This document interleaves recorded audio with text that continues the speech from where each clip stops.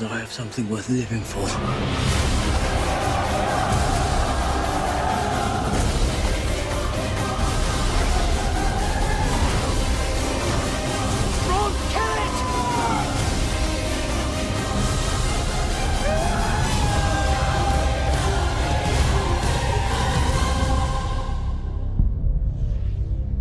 Only I can live forever.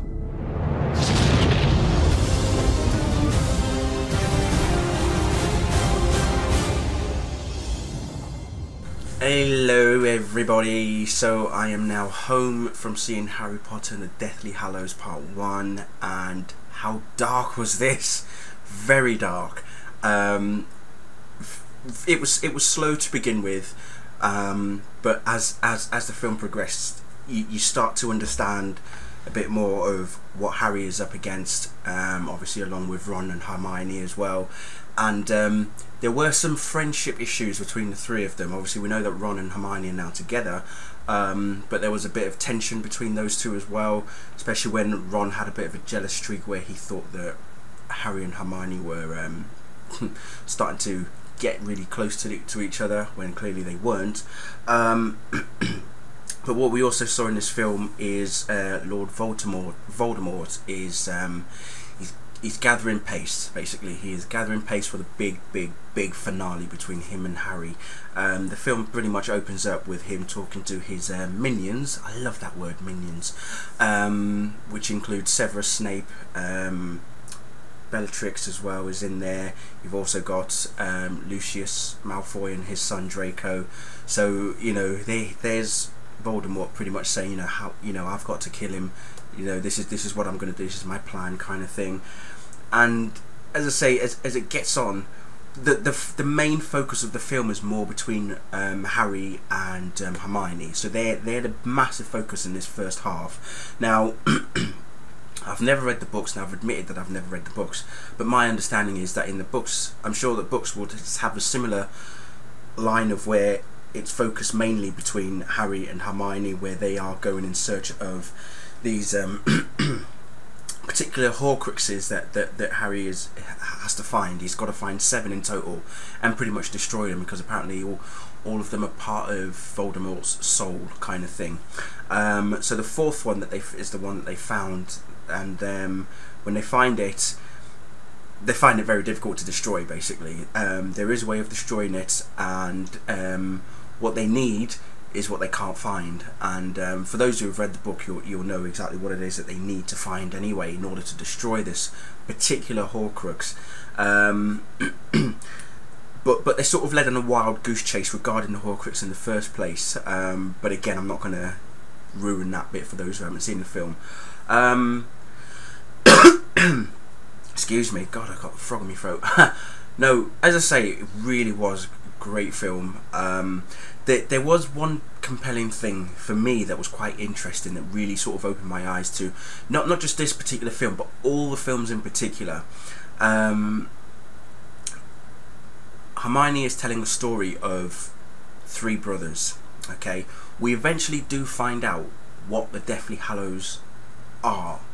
Okay, and Hermione is telling the story of 3 brothers, and as she's telling the story, it then dawned on me where we're going, where we started from the very first film to where we're going to end up. And the very end of this film, the very end of this first part, pretty much has opened it up. It's left a massive cliffhanger, but it has opened it up for the second part. By that I mean that Voldemort is after something, valuable and vital to his plan to get rid of Harry. And it all makes sense when you see it at the end of this first part. But then afterwards I'm thinking, so that's what happened, and that's how this has ended up here. This is how this happened.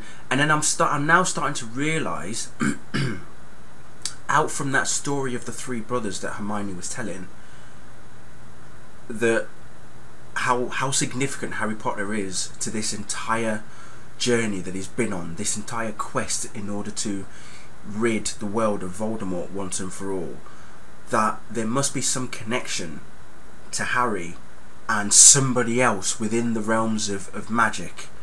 And this particular story, when you hear Hermione tell the story, you've got to really pay attention to it. That's all I'm going to say. Pay attention to that story, because that particular story pretty much tells you everything that you need to know of where we are up to right now and where we're likely to head with the film. If you've read the books, you'll obviously know what I'm talking about.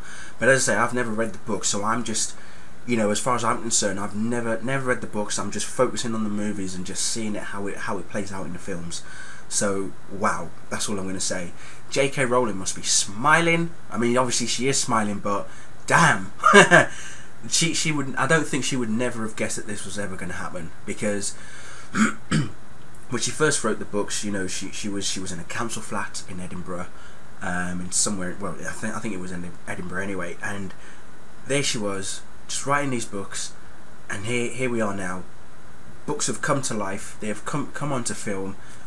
She never expected it, and I think I have to admit, if she does not become a dame by the end of the second film, someone needs to have words with the Queen. That's all I'm going to say. She needs to be a dame, if not by the Queen's birthday next year, but at least for the New Year's honours, even for the New Year's honours in next year, or by the Queen's birthday. One of those two will do for me. She's got, you know, J.K. Rowling deserves it. She deserves high praise for what she's done, the work that she has done, the immense popularity that Harry Potter has become, not just in the UK but throughout the world. I mean, I know people from America who love this film so much, who love the books as more than they do the films, and she has made a following. Basically, she has pretty much made a huge following, and she's laughing. That's all I'm going to say. I'm sorry, but she's better than Stephenie Meyer. You know, I know Stephanie's written the likes of Twilight, but I'm sorry, but Harry Potter completely bulldozes all of that all over. That's all I'm going to say. So, but yeah, can't wait for the second part. Out in July 2011. The first one was gonna be in 3D in parts, but they decided to take it all off altogether, which I think was a good idea. I think the second one might be in 3D. We still don't know. It might be, it might not be, but you know, I'd rather that it wasn't anyway. So yeah, can't wait. But loved it. Really loved it. There was one segment for me though that got a bit interesting. And it is to do with the Horcrux, but again, I'm not going to delve too much into it. But let's just say that Ron Weasley gets tested heavily. That's all I'm going to say. He gets tested, and it focuses again back to Harry and Hermione, but he gets tested big time. My God, that's all I'm going to say. But thank you for watching. I'm off to go and play some more DC Universe Online beta. Woohoo! Gonna have fun with that game. So yeah, I'm playing it on that PC. I don't have a PS3, so I don't do consoles or even Xboxes, so no, it's all about PCs for me. So anyway, enough of that. Thank you again, and I'll see you all soon. Goodbye.